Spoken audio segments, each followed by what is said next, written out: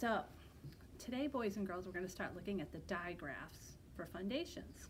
So at the bottom of our chart, all year, we have had these 5 digraphs. Everyone's asked me, what are those? What are those? What are those?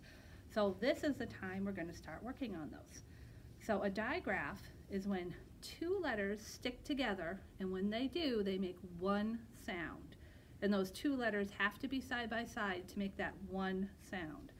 So when we look at those letters, they are together on the card, because when they're together, they make this sound. So the first digraph we're going to work on is TH, and you see the thumb, and it makes that sound together.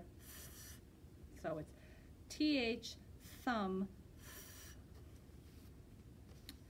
And then we have WH.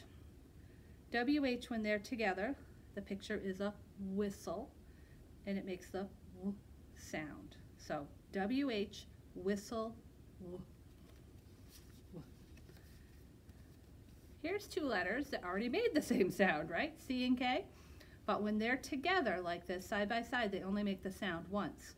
So it's CK, and this is kind of like fox. The sound is at the end of the picture. Sock. So they make that k sound. So it's CK, sock, k. And then we have this one is CH. When C and H are together, the picture is chin. See the little arrows looking at his chin? And it's ch. So CH, chin, ch. And then the last one is SH. This is not a boat, it's a ship. Because see how big it is? Ship. And when SH are together, they make the sound at the beginning of ship. So it's SH, ship, sh. So those are the 5 digraphs that we're going to be working on. When you see those letters in a word, or when you hear that sound, you want to make write those letters.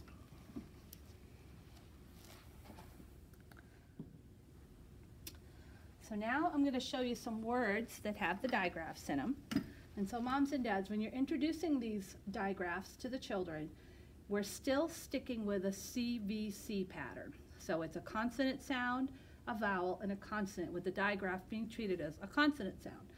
So while these digraphs can appear in the middle of some words or in longer words, we're not working with those right now.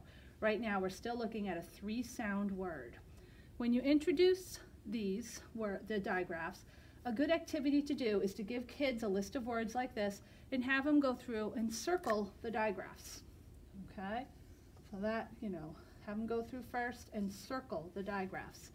And that will remind them that those 2 letters have to stay together. And after you've circled the digraphs, then go back and tap out the words. Because where the digraph is circled, it will remind them that that's one sound. So this is sh, ah, t, shot. Because when they're looking at a digraph in a word, it takes a while to recognize it. A lot of times they'll try to sound it out, s, ah, t. So be very explicit in the beginning in saying there is a digraph in this word. So if you're looking at a list of words, we call this being digraph detectives.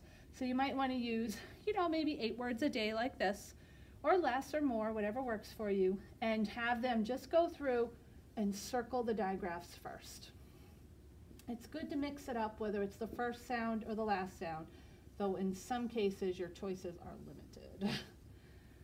CK is always at the end in these type of words. It can be in the middle in other places, and we don't have many WH examples, so whip is a word everybody learns to spell. So after they circle the digraphs, then you can go back through and review the sound and tap out the words. So for the first few days, I would probably stick to doing it starting off like this, having them see the word, see the digraph, and identify it. Then you could take a word from the list, tap it, and have them write it. But when you're tapping a word with a digraph, I would be explicit in saying to the children, one of these sounds is a digraph. And before they do any writing at all, I would say to them, tell me which one you think it is. Is it the first sound, the middle sound, or the ending sound? It's never going to be the middle. And let them identify, oh, it's at the beginning. Okay, which one do you think it is?